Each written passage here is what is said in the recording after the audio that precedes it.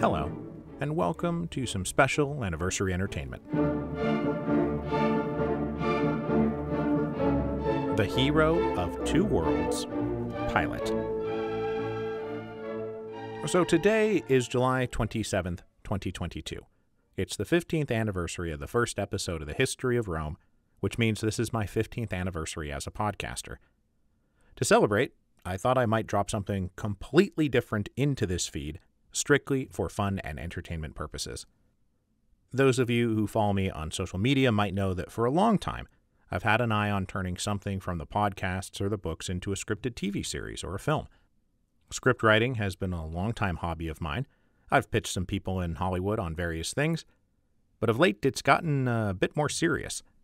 I'm working with some talent managers at Untitled Entertainment to turn Hero of Two Worlds into a scripted TV series. So I've been working on a draft of a pilot that will start aggressively shopping to production companies and networks come the fall. What I've decided to do is share some of that pilot with you here today. Because while you all know what happens when I put on my podcaster hat and what happens when I put on my serious author hat, no one's ever seen what happens when I put on my scriptwriting hat. So what I'm going to do here is a one-man table read of the first half of this pilot that I've been working on. I thought it would be fun to give you a glimpse of what I get up to when I'm not wearing my serious author hat. And if you like it, maybe you'll be like, hey, that was really good. We kind of want to hear the other half of that. We kind of want this whole show to get made. Now, I'm sure whatever you're about to hear is not going to be anywhere close to what would make it on screen if it ever does get made. That's the way these things work. There will be edits and changes, additions, subtractions, and then, of course, the whole third act will get rewritten as soon as the test audiences get one whiff of it. But it is a fun sample of my work. It's a sample of the kind of stuff that comes out of my brain when I'm dreaming up a TV show about the Marquis de Lafayette, rather than a serious biography about the Marquis de Lafayette. So, please go grab some popcorn and enjoy. The opening credits roll, and then exterior streets of Paris, day. A carriage winds its way through the crowded streets of Paris. Superimposed, Paris, July 1828. The carriage slowly snakes through men, women, and children of every rank and class, confronting or avoiding each other. A mob of porters, bakers, fishmongers, messengers, lawyers, laundresses, servants, officials, students, beggars, and ladies, all going about their business. The carriage turns off the main boulevard down a quieter side street. The street is not deserted, but there is at least room to breathe. The carriage reaches the front of a townhouse and stops. The American historian, Jared Sparks, age 39, emerges from the carriage and stretches his limbs. He's been traveling for weeks. The days on the road have cast a 5 o'clock shadow across his cheeks and left his hair unkempt. As he arches his back to loosen his spine, Sparks hears sudden shouting to his left. Just in the nick of time, he's able to leap out of the way of a man sprinting past him at full speed. As the man flies by, Sparks notices he is naked from the waist down, the man's bare ass pumping hard as he sprints down the street. More shouting breaks Sparks' attention away from the bare-assed runner. He turns to see a second man also sprinting at full speed toward him. This second man is brandishing a huge butcher knife and shouting angry curses. Sparks freezes in place to let the knife-wielding man sprint past. What the heck is happening? As Sparks watches the bare-assed runner turn a corner and the knife-wielder follow, he hears more shouting to his left. This time, Sparks turns to see a lady crying out while stumble running and trying to refasten her dress. She too runs past Sparks, ignoring him as she tries to keep up with her men. So the mystery of the bare-assed man and the knife-wielder is no longer much of a mystery. But the climax of the drama will remain forever unknown. The stumbling woman follows her men around the corner and out of our story forever. Welcome to Paris. Sparks climbs the steps of old Lafayette's townhouse and knocks on the door. After a moment, a footman opens the door. The footman addresses Sparks in rapid, untranslated French the audience is meant to experience as rapid, untranslated French. The footman says, "Bonjour, monsieur, que puis-je dire rappel?" Sparks takes a deep breath, then replies slowly in heavily American accented French. Bonjour, je m'appelle Jared Sparks. The footman receives this mangled French with mild disgust and replies in very fast, untranslated French. Vous êtes le visiteur américain, Monsieur Sparks, pour rendre visite au Général Lafayette? Sparks stares at him with blank incomprehension, and then he tries again. Je suis?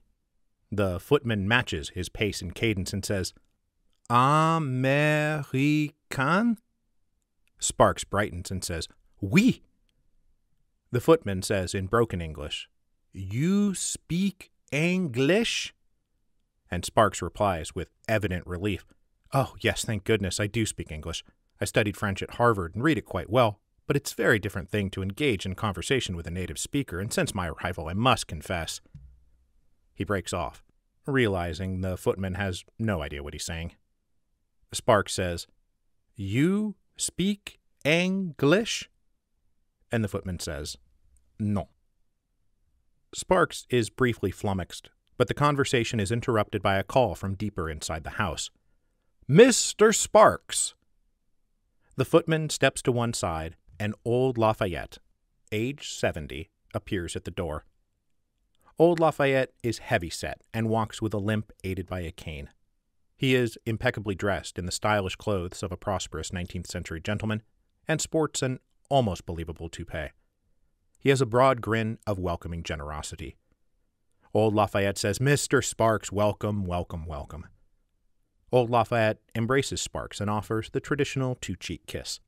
Sparks says, General Lafayette, it is so good to see you again. Old Lafayette gives quick instructions to the footman in French, establishing that Old Lafayette is speaking to Sparks in perfectly fluent English. Then he motions for Sparks to come inside. Interior salon of Lafayette's townhouse. The two men enter Old Lafayette's salon. The room is elegant, but neither ostentatious nor gaudy. The paintings, furniture, and ornaments fit together to reveal both wealth and good taste. Sparks says, I can't thank you enough for the invitation to stay with you. Old Lafayette says, I would have been offended had you refused. We couldn't have the foremost American historian come all the way to France and stay anywhere else. My home is the home of all Americans in Paris. Old Lafayette motions for Sparks to sit on the sofa, while Old Lafayette himself plops down in what is clearly his chair. He rings a bell. Old Lafayette says to Sparks, As you requested, I've collected as many papers as I could find. Many more are out at Lagrange. I did the best I could. Adrienne was always the better record keeper, I'm afraid. Sparks says, I'm sure it will be a treasure trove, General. Old Lafayette says, We also have an appointment with the Minister of the Navy next week. They have the archives of all colonial affairs, including the American War. The servant responding to Lafayette's bell enters, carrying a tray of food, and the two men eat while they talk. Sparks says, Thank you so much. I don't think I received a single reply to any of my letters of inquiry. Lafayette chuckles. Oh, I'm sure. The present regime isn't eager to open up records of the royal family helping the cause of liberty rather than crushing it. But being a member of the Chamber of Deputies has its perks. We won't have any problems. Sparks says, That's wonderful. I can't wait to see the archives. I could get lost down there for years. Old Lafayette says, The appeal of sifting through mountains of paper is frankly beyond me, but that is to your credit, not mine. I was never falsely accused of being a great scholar. Sparks says, But you made the history I can only write about, General. When I die, people may read what I have written, but they will not care what I have done. They will care what you have done. Old Lafayette says, And how far are you with your biography of General Washington? Sparks says, I have assembled all of Washington's papers and correspondence. It has taken me years, but I'm not done with my research, for I have not spoken to everyone who knew him best. Old Lafayette says, And there aren't many of us left, are there? Sparks says, No, General, but that is why it is worth a trip to France. You are worth a trip to France. Old Lafayette says, Oh, you flatter me, Mr. Sparks, but I accept with a finely tuned display of humility. Anything I know about General Washington, I will be an open book to you. Sparks says, Do not misunderstand me, General. I am interested in you. I may have undertaken to write a biography of George Washington, but such a work is incomplete if we do not understand the people in his life on their own terms. I want to understand Mr. Hamilton, Mr. Adams, and Mr. Jefferson, not just as his aides or ministers or collaborators, but as they were to themselves. And so, my dear General, I am here to talk about you and your life." Sparks sits back heavily in the sofa. He is clearly exhausted from his trip and just worked himself up a little bit. Old Lafayette notices and rings another bell. He says, "I am flattered by your attentions and am at your disposal. We will have plenty of time to talk. Now, I think you must rest. I have business in the assembly for the next few days, but I have left all the papers and letters you requested in your room. We can speak each evening about whatever you find, and I'll answer whatever questions I can." Sparks says, "You are too kind." The footman enters, responding to the bell old Lafayette rang. Lafayette issues instructions in French and then turns back to Sparks and says, "Thomas will show you to your room. I have also reminded Thomas that I only employ servants who speak perfectly fluent English. Isn't that right, Thomas?" The footman looks ruefully at Sparks, as it's clear he's been busted for fucking with the American visitor. And the footman says, in perfectly fluent English, "Yes, my lord, that is indeed so." Interior, old Lafayette's study. Old Lafayette works at a large desk covered in ledgers and papers. Surrounding him stand shelves stuffed with books, folders, and various souvenirs from Lafayette's long career of revolutionary adventuring. Lafayette's study is not a ceremonial room, but the office of an active politician and man of business. There's a knock at the door. Old Lafayette says, "Yes, come in." The footman opens the door and escorts Sparks into the study. Sparks is carrying a bundle of notebooks and papers. Old Lafayette says, "Mr. Sparks, excellent. I trust you slept well and had a pleasant day?" Lafayette bids him to one of the sitting chairs and comes around to join him. Sparks says, "Yes, I did, thank you. I'm not disturbing you?" Old Lafayette says, "No, not at all. In fact, you'll be a welcome diversion from all this nonsense." Sparks says, "Is it the new bill in the assembly?" Old Lafayette says, "Manure, actually." Sparks says, "The bill?" Old Lafayette says, "No, literal manure. My manager at Lagrange just took a shipment and it's substandard." Sparks says, "The manure?" Old Lafayette says, "We try to keep Lagrange on the cutting edge of science, and that means we must have the very best manure. All produce springs from shit, if you'll excuse the language of an old soldier, and with good shit, Mr. Sparks, one can grow almost anything. But bad shit grows only shit." Lafayette indicates the papers Sparks has with him. Old Lafayette says, "And how did you find the papers I have delivered? Is it good shit or bad shit?" Sparks laughs at Lafayette's casual swearing, but is game to try to keep up. He says, "It's good shit, General. Good shit." Old Lafayette says, "Wonderful. Those are the oldest letters I could find. Not too many, I'm afraid. From my earliest childhood, I thought of nothing but striking out for adventure and glory, but it was not until later I realized it actually worked, and I had earned the kind of fame that makes one's childhood letters interesting to posterity." Sparks says, "They have been fascinating." Old Lafayette says, "So where would you like to begin? My entrance into the Continental Army? The day I arrived in America? The day I met General Washington?" Sparks says, "I thought we'd start earlier than that. Readers like to get a sense of where a character comes from before they make their entrance into the story. So I should like to offer some thumbnail sketch of your life prior to joining our revolution." Old Lafayette says, "So where to begin?" Sparks says, "How about with your father, and when you became the Marquis de Lafayette?" Lafayette reflects and remembers. Old Lafayette says, "I never knew my father. I only knew the stories they told me later." Sparks says, "How did he die?" Old Lafayette says, "It was in the 7 Years' War." And we transition to the past. Exterior, hillside amidst the Battle of Minden, day 1759. We see Lafayette's father, aged 22, in a battle uniform standing on the side of a steep hill next to a colonel and surrounded by a company of soldiers. Old Lafayette's voiceover narration describes what we see. Old Lafayette narrates, "He was a young lieutenant at the Battle of Minden." We see the colonel point up to a ridgeline. Old Lafayette narrates, "His colonel wanted to occupy a high ridge." We see Lafayette's father shake his head and point across a valley towards what is clearly a British artillery battery. Old Lafayette narrates, "But my father disagreed. The position was completely exposed to British artillery." We see the colonel angrily point at the ridgeline again. Old Lafayette narrates, but the colonel insisted. My father had to obey. We see Lafayette's father salute and the soldiers advance to the exposed ridge. Old Lafayette narrates, they reached the top. The colonel was very pleased with himself. As we see the colonel puff out his chest with pride, Lafayette's father sees the British artillerymen scrambling with their cannons. Old Lafayette narrates, it did not take long for the British to sight them. We see Lafayette's father try to warn the colonel, but the colonel ignores him. Old Lafayette narrates, it sounds like it was all over in a few minutes. We hear a sharp whistle, and the colonel is abruptly blown to smithereens right before our eyes. Old Lafayette narrates, the colonel was the first to go. We see Lafayette's father dive for cover and call orders to his men. Old Lafayette narrates, my father briefly took command, but there was nothing he could do. We see shells rain down, multiple explosions, men blown apart.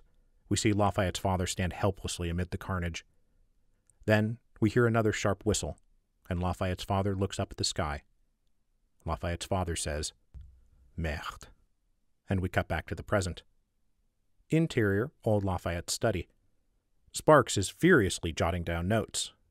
Old Lafayette says, I was 2 years old when he died. I became the Marquis de Lafayette the moment the shell exploded in a miraculous act of aristocratic transubstantiation. Sparks says, so you've always been the Marquis de Lafayette, from your earliest memories? Old Lafayette says, yes, always the Marquis de Lafayette, except for that brief period when I was Citizen Mortier, but I'm sure we'll get to that. Sparks says, and your mother?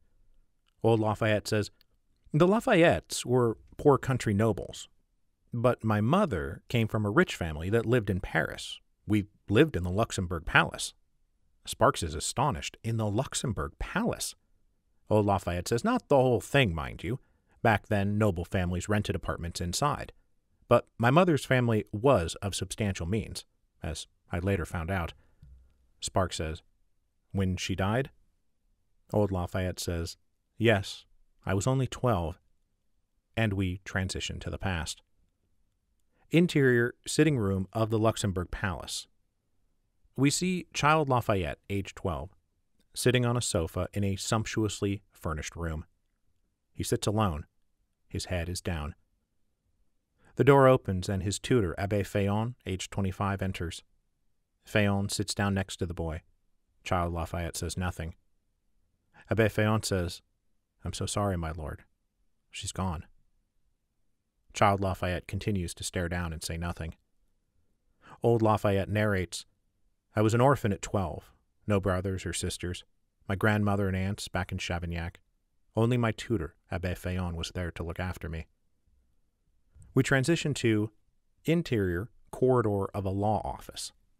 We see Abbé Féon lead Child Lafayette down the corridor.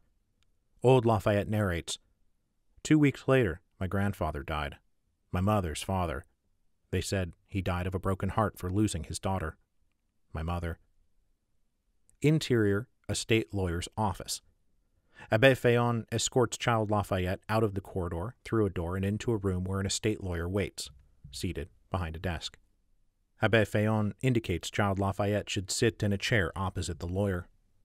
The estate lawyer says, the death of your grandfather, without another male heir, means you have inherited a substantial sum.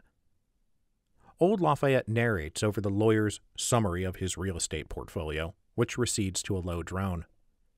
Old Lafayette narrates, my grandfather was a shrewd man, well ahead of his time in matters of commercial profit.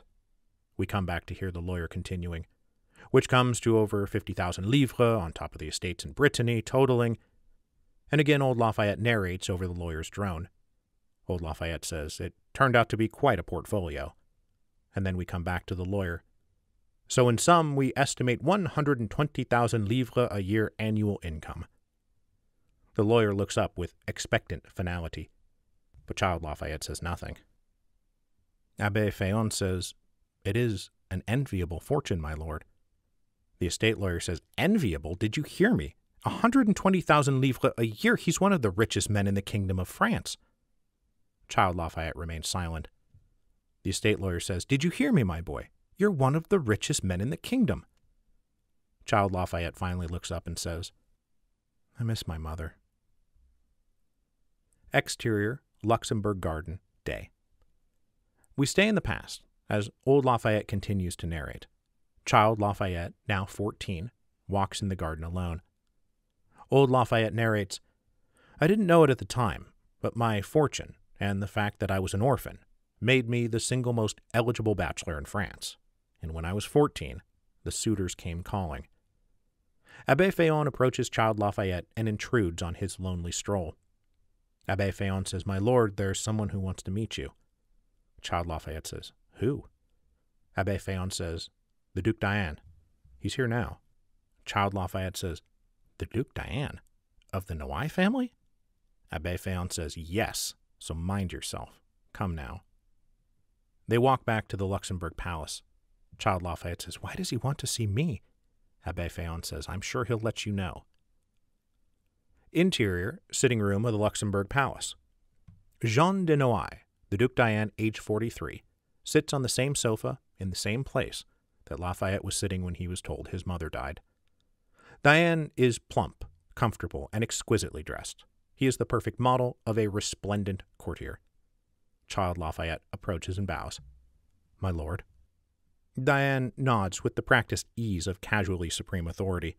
Everyone bows to him. He only bows to the king. Diane says, "Monsieur le Marquis de Lafayette, it is a pleasure to meet you. I've heard so much about you." Child Lafayette is surprised that such an august personage knows him at all. Diane notices the surprise. "Oh, don't be shocked, young man. The Lafayettes are known in Versailles. Not many families can claim 1,000 years' service to the kings of France." He motions for Child Lafayette to sit. Child Lafayette sits. Diane continues, "And we know of the tragedies that have befallen you. Your father, your mother, your grandfather. I am deeply sorry. It is more than a young man should bear." Child Lafayette says, "Thank you, my lord." Diane says, "But your tragedies have come with a silver lining, a gold lining. Your title, lands, and income are substantial. They make you substantial. It means that you matter, to the king, to France, to all of us. I have spoken with your guardians, and it has been decided you should take a place in my home." Child Lafayette says, "In your home?" Diane says, "To be a proper noble, you need proper training, proper schooling, the proper environment, and there is no better environment than the Hôtel de Noailles." Child Lafayette looks to Abbé Féon. Féon nods that this is real, not a joke, and not up for debate. Child Lafayette says to Diane, "Thank you, my lord." The Duke Diane rises. Child Lafayette scrambles to rise with him. Diane gives him a solid look up and down and nods with satisfaction and says, "Good, it's settled. Our servants will see to the transfer. The Hôtel de Noailles in Versailles will be your new home." Child Lafayette says, "Versailles?" Diane says, "Have you ever been?" Child Lafayette says, "My mother presented me at court once." Diane says, "And what did you think of the palace?" Child Lafayette says, "It was very big and very crowded." Diane laughs. "That it is, that it is." And to Abbé Féon says, "I have other business to attend to. We expect to see him next Monday." Abbé Féon bows. Child Lafayette and Féon stand at attention while Diane leaves the room. Old Lafayette narrates, "And that is how I came to live with the Noailles family, who, in France, are second only to the royal family themselves." Interior entryway, Hôtel de Noailles.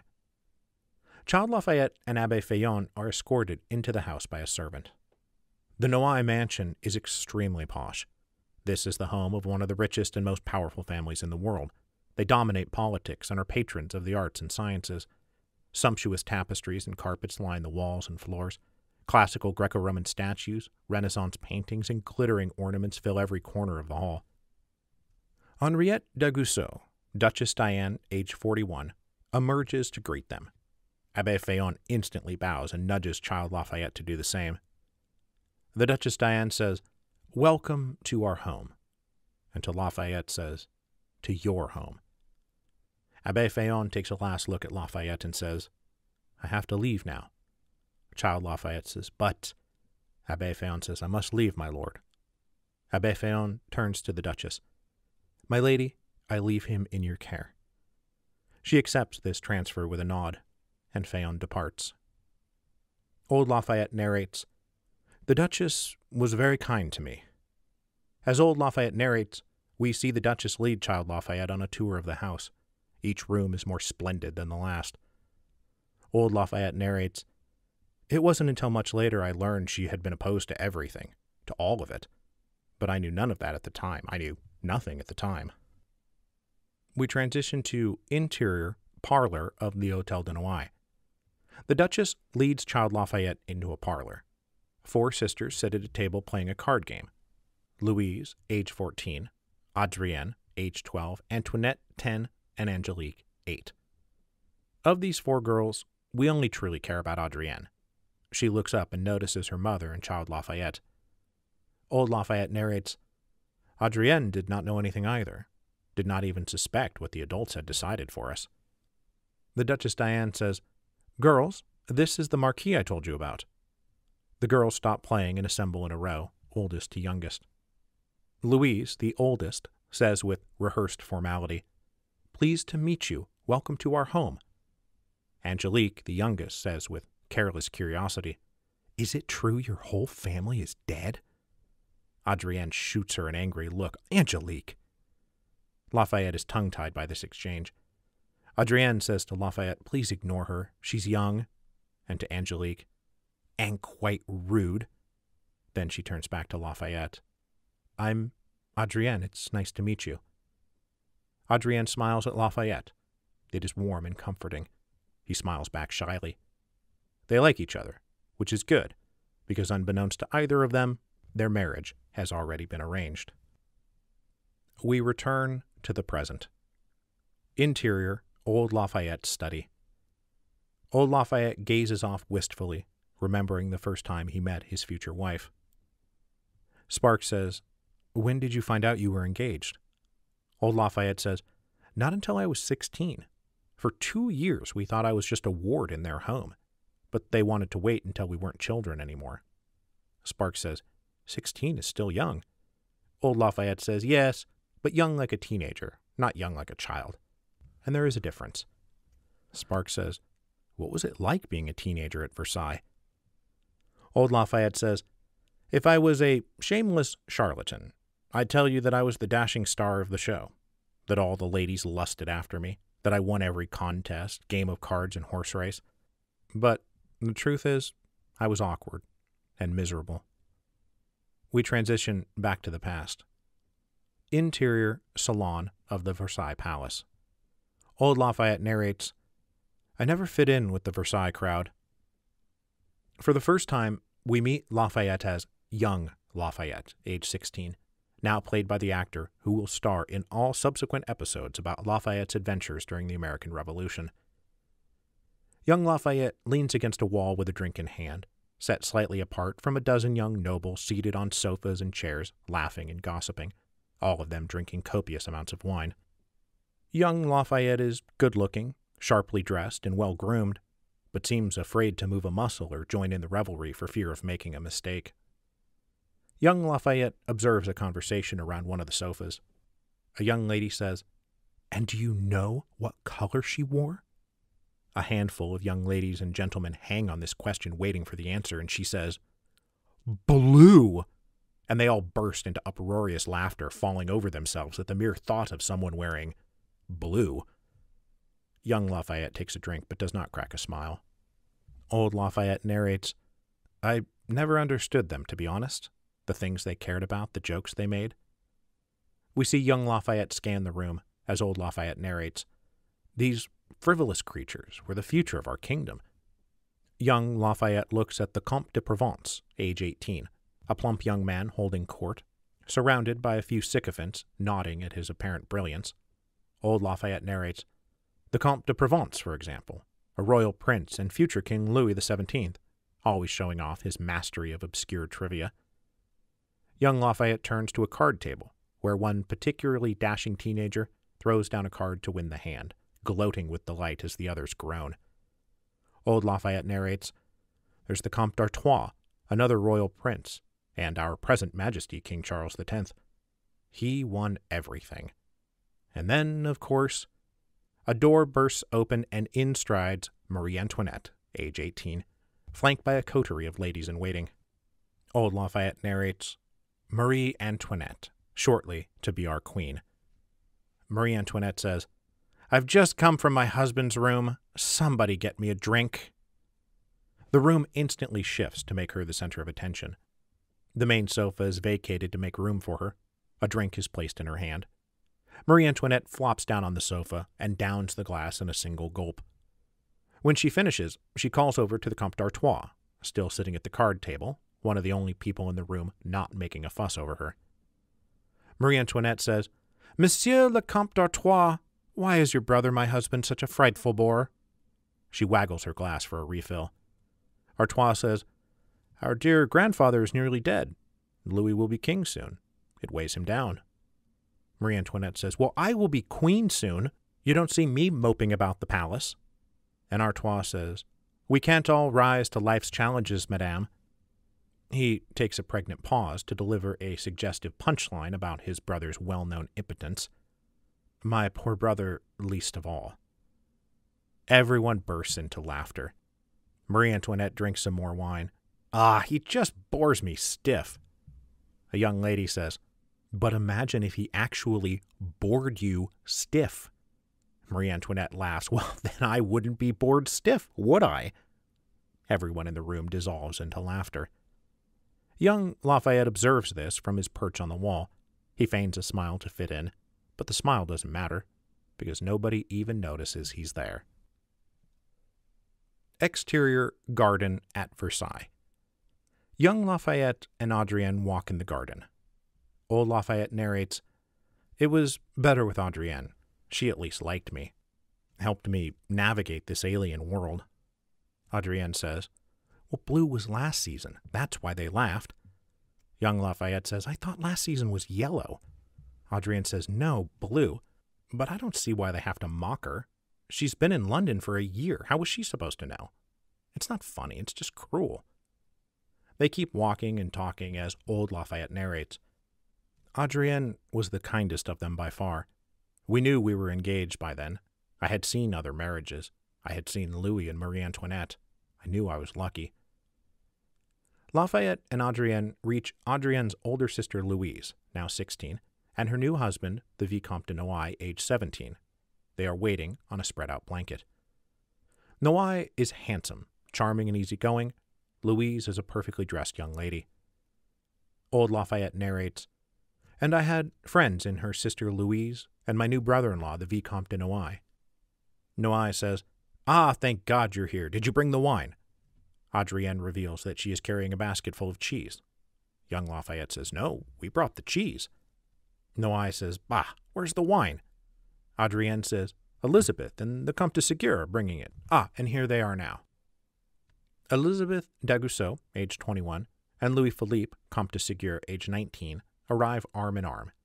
They are older than Lafayette, Adrienne, Louise, and Noailles, but only barely. Old Lafayette narrates, My only other good friend was the Comte de Ségur. My mother-in-law, the Duchess Diane, had so many sisters that the youngest, Elizabeth, was actually the same age as us. When the Comte de Ségur married her, he technically became my uncle. Ségur says, My dearest nieces and nephews. He brandishes bottles of wine. Let's drink. They settle in to eat, drink, and chat comfortably in the garden. Young Lafayette is clearly liked and accepted in this small group, a marked contrast to his standing with the rest of his aristocratic brethren. Old Lafayette narrates, They made things easier for me, but there was only so much they could do. And we transition to interior fancy ballroom. A ballroom is packed with young lords and ladies. Every character previously noted is there. Young Lafayette, Adrienne, Noailles, Louise, Elizabeth, Ségur, Artois, and Provence. Marie Antoinette is, of course, the center of attention.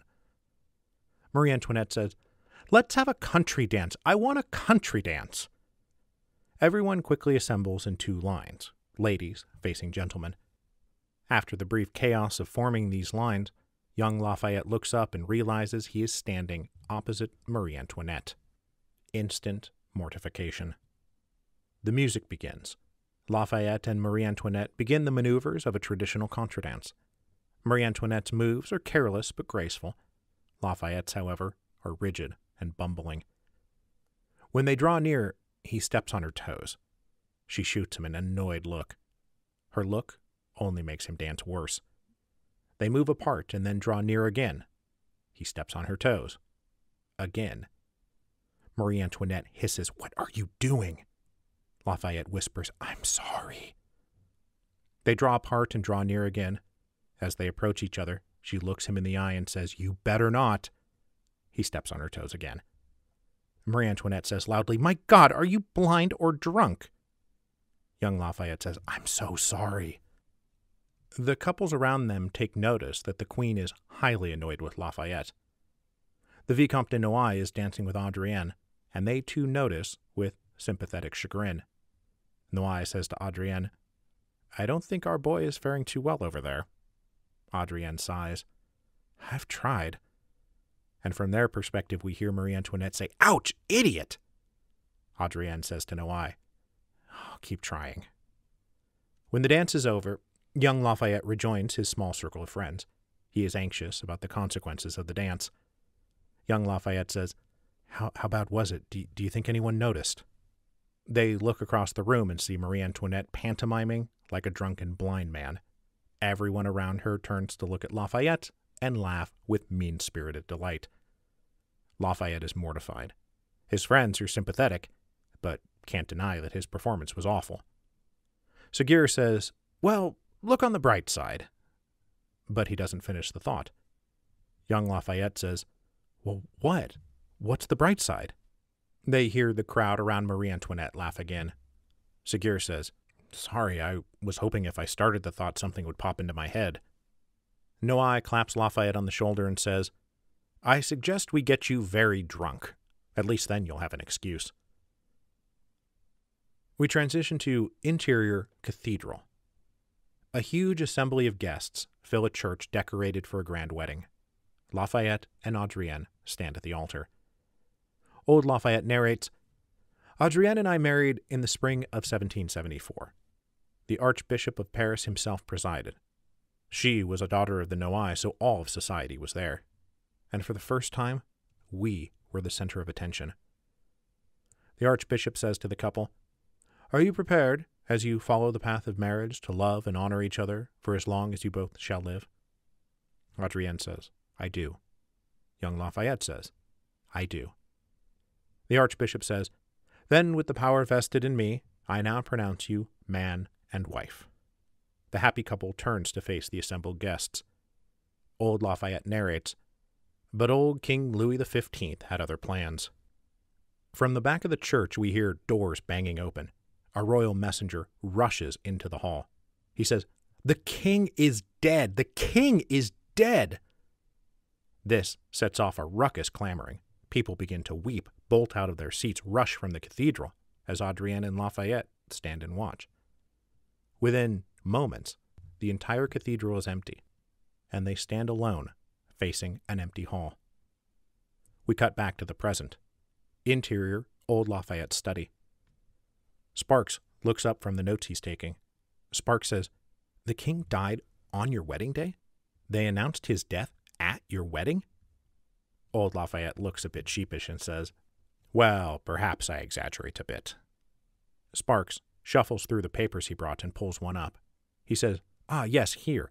You were married April 11th, 1774, and the king died on May the 10th, 1774. Lafayette smiles and nods. "I suppose that's right. But it was awfully close. Close enough that it felt like the old king died on our wedding day. His death certainly cut short our brief moment as the center of society's attention." And we return to the past. Interior, banquet hall, Palace of Versailles. Old Lafayette narrates, "The world's attention now turned to the new king and queen. We see Louis XVI, age 20, seated alongside Marie Antoinette at the head of a banquet table. Louis is young, a touch overweight, and nervous at being forced from the shadows into the center of the brightest spotlight on earth. Everyone watches him, his every move noted, every gesture analyzed, his every word a virtual pronouncement from God. Louis was comfortable with none of it. Young Lafayette, Adrienne, and their circle of friends sit at a table watching the royal couple. They see Louis lean over to say something to Marie Antoinette, who responds with a polite lack of interest in her husband. Louis returns to sitting awkwardly alone, speaking to no one, while Marie Antoinette chats with her neighbor. Adrienne says, "Do you think she hates him?" Louise says, "I think she's tired of him." Noailles says, "What could she be tired of? From what I hear, he doesn't do anything." Louise says, "I think that's what she's tired of." Noailles says, "If you ever turn away from me like that, I think I would hang myself." Ségur says, His Royal Majesty doesn't have the balls for suicide. Elizabeth says, "Don't be vulgar, and don't blaspheme. Suicide is a sin." She observes Louis continue to sit silent and alone while surrounded by hundreds of his subjects. Elizabeth says, "Though he might want to consider joining a monastery." The banquet continues as old Lafayette narrates. Whenever official events concluded, the king retreated to his apartments, the old folks went home, and those of us in the Queen's circle stayed up late. It was obligatory. Adrienne had little taste for this life, but I always went. And we transitioned to exterior garden at Versailles, night. It is well past midnight, and the garden is lit by candles, torches, and hanging lanterns. Young Lafayette, Ségur, Artois, and Noailles face each other, surrounded by a group of 30 or 40 other young nobles, lounging about in sofas and chairs, relaxing into each other with flirtatious closeness. Old Lafayette narrates, "I felt it was my duty to attend, my duty to the Queen, the monarchy, and the Kingdom of France." We hear a voice off camera. "Ready? Go!" Young Lafayette, Ségur, Artois, and Noailles each raise a bottle of champagne and begin chugging in a classic macho drinking contest. Young Lafayette is, of course, the first to drop out. His eyes bulge as he coughs up a great spray of champagne all over himself, falling backward as he chokes on the foamy alcohol. Ségur is the next to go, though with considerably more dignity. Artois and Noailles hang tough and race to the finish. Noailles is about to win, but Artois reaches up and knocks the bottle from Noailles' hand. There is a chorus of "Hey!" and "Foul!" from the onlookers, but Artois ignores them and finishes his bottle. He slams it down in triumph and raises his arms in victory. He says, "I win! I'm the—" He catches himself and realizes it's all about to come back up. He turns away to barf as the audience groans in disgust.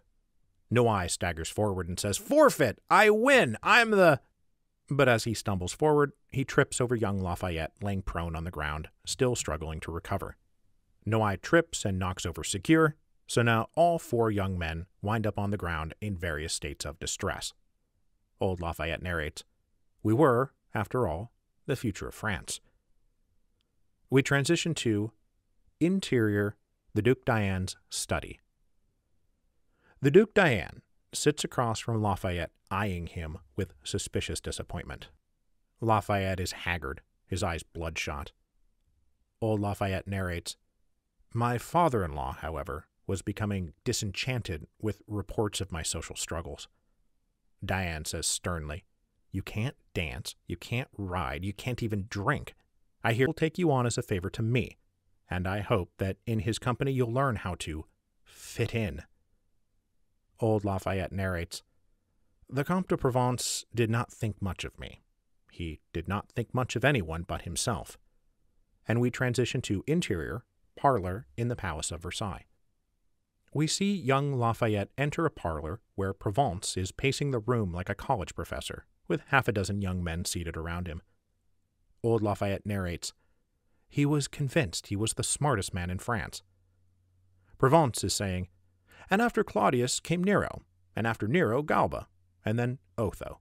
After Otho, Vitellius, and after Vitellius—" Provence notices Lafayette. "Ah, Monsieur Lafayette, which Roman emperor comes after Vitellius?" Young Lafayette freezes and says,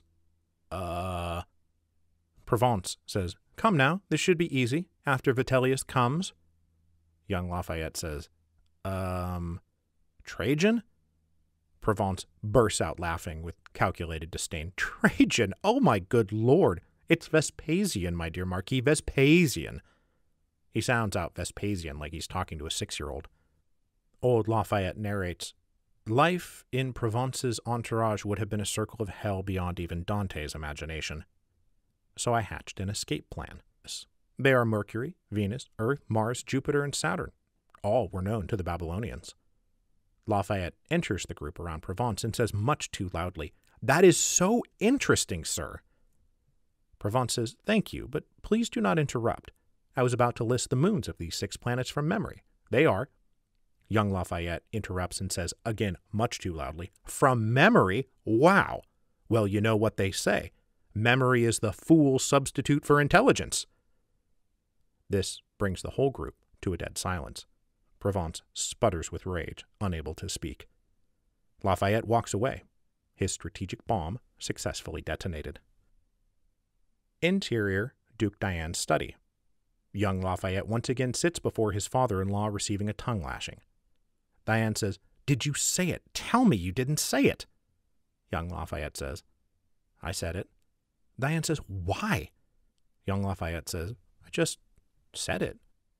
Diane says, "There was a day when the idea of you joining my family filled me with hope and pride. Now I feel nothing but—" He looks at Lafayette sitting there properly shamefaced. "Ugh, you are a menace to my good health. I will arrange a way for you to fix this. You will tell Provence you didn't know it was him." Young Lafayette says, "But I did." Diane says, "You will tell him you didn't." Provence says, "With your jest, you didn't realize it was me behind the mask, isn't that right?" Young Lafayette says, "No, my lord." Provence says, "No? You knew it was me when you spoke?" Young Lafayette says, "Yes, my lord." Provence once again sputters with tongue-tied rage. Young Lafayette ventures an explanation by indicating Provence's ample frame. Young Lafayette says, "Your figure is unmistakable, my lord." Provence bristles with fury and steps forward. "Get out of my sight." Young Lafayette says, "Yes, my lord." Lafayette turns to leave. A smile creeps across his face. He is satisfied he has escaped any further attempt to make him serve in Provence's entourage. Old Lafayette narrates, "My father-in-law was less impressed with my jailbreak." We cut to interior Duke Diane's study.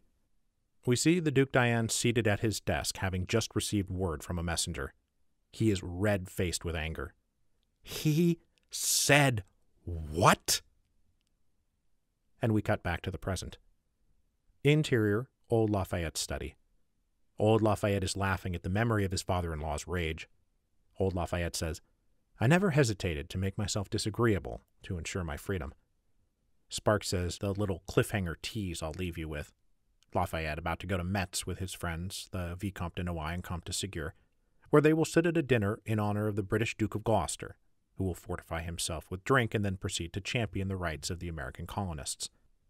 From there, the rest of the season will play out, with Lafayette's entrance into the Continental Army and his adventures in America, and then the whole series will go on through his rise and fall in the French Revolution until we get to a final season, where the old Lafayette presently serving as our narrator ceases to be the narrator, and moves out into the street to become a leader in the Revolution of 1830, against his former childhood frenemy, the Comte d'Artois, who was by then King Charles X of France. If you have enjoyed this and want to hear more, by all means, kick up a fuss out there. Maybe we can get some people interested. And for God's sakes, if anybody knows Timothy Chalamet, please let him know he was born to play young Lafayette.